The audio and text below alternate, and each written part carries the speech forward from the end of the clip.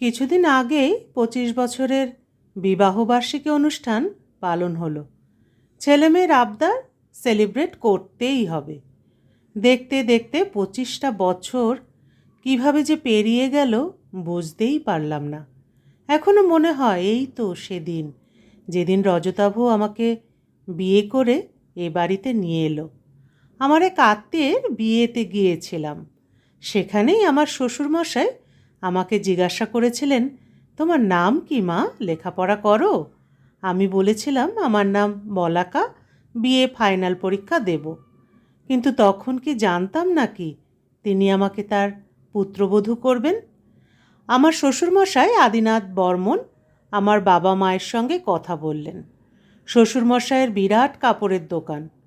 রজতাভ বাবারই ব্যবসা দেখাশোনা করে, সুতরাং আপত্তির কোনো প্রশ্নই থাকে না। আমি নিজেকে খুবই ভাগ্যবতী মনে করতাম যে এমন একজন স্বামী শ্বশুরবাড়ি পেয়েছি। রজতাভ আমাকে খুব ভালোবাসে। আমাদের এক মেয়ে আর এক ছেলে আছে। এই 25 বছরে রজতাভ আমাকে স্ত্রীর মর্যাদা, ভালোবাসা, এমনকি সুখে বিলাসিতায় ভরিয়ে দিয়েছে। আমি ভগবানের কাছে এত ভালো স্বামীর প্রার্থনা করলেও হয়তো পেতাম না। আমার মেয়ে আঁখি 21 বছরের আর ছেলে তাতান 14 বছরের। রজতাভর ব্যবসাও খুব ভালো চলছে। আমার বিয়ের 10 বছর পর শ্বশুরমশাই গত হলেন, আর তার পরের বছরে শাশুড়ি মাও চলে গেলেন। আমার জীবনে কোনো অভিযোগ ছিল না, কিন্তু তারপর যা ঘটল তা আমি স্বপ্নেও কল্পনা করিনি। একদিন রজতাভ হঠাৎ বলল যে তার কারোর সঙ্গে প্রেম হয়েছে আর সে তাকে বিয়ে করতে চায়। হঠাৎই একদিন এই কথা ও আমাকে বলল। শুরুতে আমার মনে হয়েছিল রজতাভ মজা করছে। ও আমার স্বামী, তাই ও কখন সত্যি বলছে আর কখন মিথ্যা সেটা আমি ভালো করেই বুঝতে পারি। কিন্তু কদিন পরেই আমি বুঝে গেলাম যে ও সত্যিই বলছে। কিন্তু এত বছর ধরে আমি কিভাবে ধোঁকা খেয়ে গেলাম সেটা বুঝতে পারছিলাম না। বিয়ের পর ওর সম্পর্ক চলছিল আর আমি কিছুই টের পেলাম না। হয়তো রজতাভ মিথ্যে বলছিল বা খুব চতুর ছিল যে এতদিন এটা আমার থেকে লুকিয়ে রাখতে পেরেছে।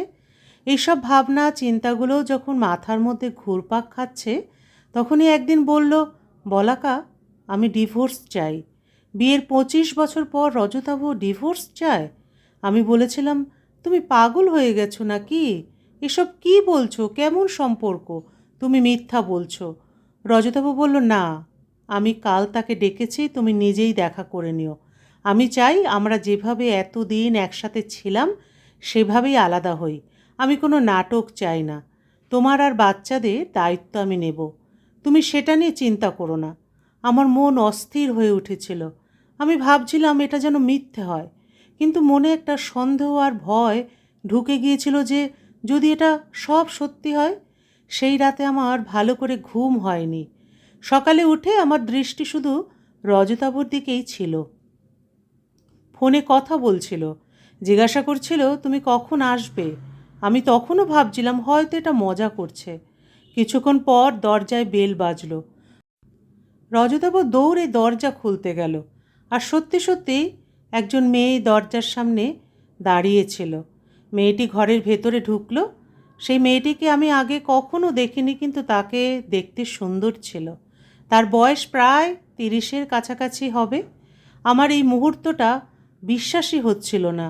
আমার স্বামী তাকে আমার সঙ্গে পরিচয় করিয়ে দিল, বলল, এ হলো কাজরি। আমি যখন কাজের কারণে সমুদ্রগড়ে গিয়েছিলাম তখন ওর সঙ্গে আমার দেখা হয়। তারপর যখনই ওখানে যেতাম কাজরির সাথে দেখা করতাম। কখন আমরা একে অপরকে ভালোবেসে ফেলেছি সেটা ঠিক জানি না। মেয়েটিকে দেখেই আমি নিজের ঘরে চলে গেলাম। 25 বছরের বিশ্বাস আর ভালোবাসা এভাবে ভেঙে যাবে সেটা আমি কখনোও ভাবিনি। হয়তো বয়সের সাথে সাথে আমার প্রতি রজতাভর আকর্ষণ কমে গিয়েছিল। কয়েক ঘন্টা পর রজতাভ আমার ঘরে এলো আর বলল, আমি আবারও বলছি আমরা ভালোভাবে আলাদা হই। আমি কোনো নাটক চাই না। ওর এমন কথা শুনে আমি বললাম, তোমার এটা নাটক লাগছে? কি হয়ে গেলে তুমি? তুমি তো এমন ছিলে না। কি রূপ দেখছি তোমার। রজতাভ বলল, আমি ডিভোর্সের কাগজ তৈরি করিয়ে নিচ্ছি। কাজুরি চায় আমরা তাড়াতাড়ি বিয়ে করি। আমি তখন বলেছিলাম, তোমার যা খুশি করো, কিন্তু আমি তোমাকে ডিভোর্স কিছুতেই দেব না। আমি এই বাড়িতেই থাকব। আমি আমার সিদ্ধান্ত জানিয়ে দিয়েছিলাম, কিন্তু আমি জানতাম না যে রজতাভ এমন কিছু করতে চলেছে। পরের দিন থেকেই ও প্রতিদিন কাজুরিকে বাড়িতে আনতে শুরু করলো। আমার ছেলেমেয়েরা বড় ছিল, সব কিছু বুঝতে পারছিল। ডিভোর্সের জন্য ও এতটা নিচে নেমে যাবে সেটা আমি ভাবতেও পারিনি। বাড়িতে একটা 21 বছরের মেয়ে আছে, কিন্তু ওদের এতটুকু লজ্জা হচ্ছিল না। ছেলে মেয়েদের সঙ্গেও কথা বলা বন্ধ করে দিয়েছিল রজতাভ। ওদের বাবার এই পরিবর্তন দেখে খুব কষ্ট পাচ্ছিল। একদিন রজতাভ কাজুরির সঙ্গে বৈঠকখানা ঘরে বসেছিল, তখন আখিকে চা এনে দিতে বলে রজতাভ। মেয়ে চা নিয়ে গেল, কিন্তু ভুল করে চায়ের কাপ থেকে একটু চা কাজুরির ওপর পড়ে যায়। সেই দিন আমার স্বামীর সব সীমা ছাড়িয়ে গেল। ও কাজুরির জন্য আমার মেয়ের ওপর হাত তুলতে যাচ্ছিল। আমি সেটা দেখে ফেলি, আর তখনই চিৎকার করে বলে উঠি, এটা কি করছো তুমি? তুমি পাগল হয়ে গেছো নাকি? আমি জানি তুমি এসব ইচ্ছে করে করছো শুধু ডিভোর্স পাওয়ার জন্য।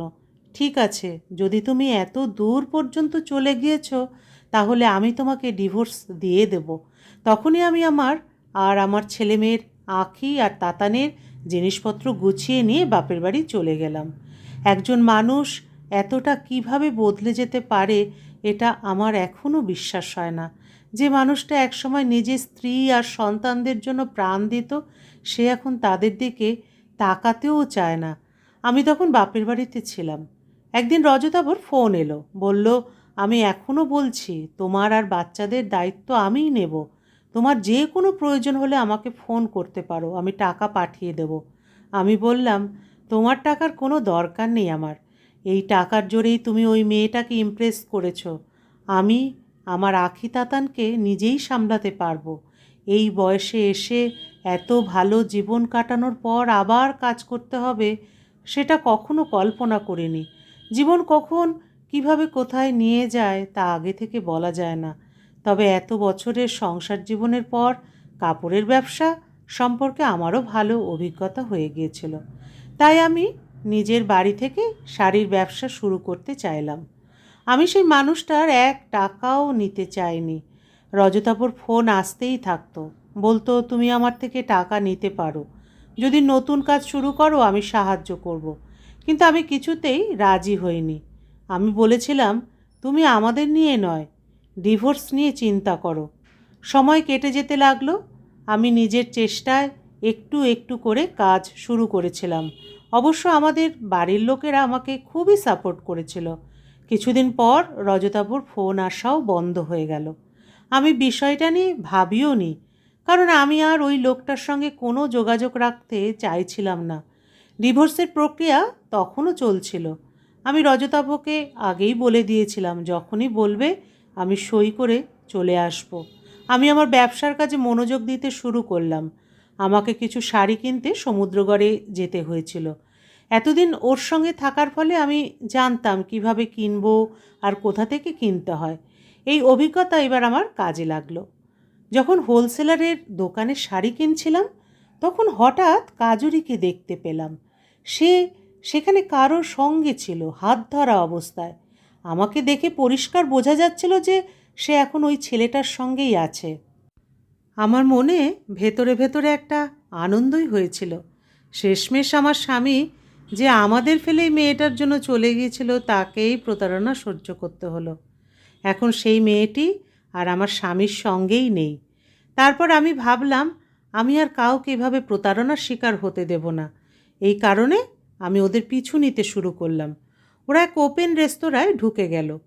আমিও গিয়ে ওদের দুজনের সামনে গিয়ে বসে পড়লাম। আমাকে দেখে কাজুরির মুখ শুকিয়ে গেল। সে উঠে চলে যেতে চাইছিল, কিন্তু আমি তার হাত ধরে ফেললাম। আমি সেই ছেলেটিকে সব সত্যি বলা শুরু করি। কাজুরি কে, কী করেছে, কিভাবে আমার সংসার ভেঙেছে।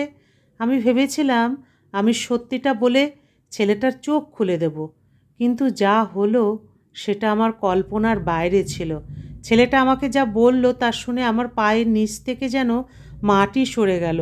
আমি কোনোভাবে নিজেকে সামলে তাড়াতাড়ি রজতাভর কাছে পৌঁছতে চাইছিলাম। ওখানে কাজের লোক জানালো যে বাবু এখন হাসপাতালে ভর্তি। হাসপাতালটা বাড়ি থেকে খুব বেশি দূরে ছিল না, একটা বড় হাসপাতাল ছিল। আমি সোজা হাসপাতালে চলে গেলাম। রিসেপশনে গিয়ে ওর নাম বলার পর আমি ওর রুম নাম্বার জানতে পারলাম। আমি সেই রুমে গেলাম। সেখানে ওর বন্ধু পীযূষ বসেছিল। রজতাভ চোখ বন্ধ করে শুয়ে আছে। আমি ওর হাতে হাত রাখতেই ও চোখ খোলে। আমার চোখ থেকে তখন জল গড়িয়ে পড়ছে। আমি বললাম, এসব নাটক করার কি দরকার ছিল রজতাভ? কেন আমাকে সব কথা খুলে বললে না? রজতাভ গুরুতর অসুখের সঙ্গে লড়াই করছিল, তাই আমাদের জীবন থেকে দূরে সরে যেতে চেয়েছিল, যাতে যদি ওর কিছু হয়ে যায় তাহলে আমরাও অতটা কষ্ট পাব না। পীযূষ রজতাভর অনুরোধে কাজরির সঙ্গে মিলে পুরো এই নাটক সাজিয়েছিল। আমি তখন ওর পাশে বসে এক দৃষ্টিতে তাকিয়ে আছি আর কাঁদছি।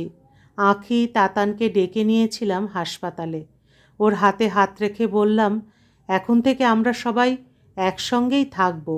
এই মুহূর্তে তোমার সবচেয়ে বেশি আমাদের আর আমাদের ভালোবাসার প্রয়োজন।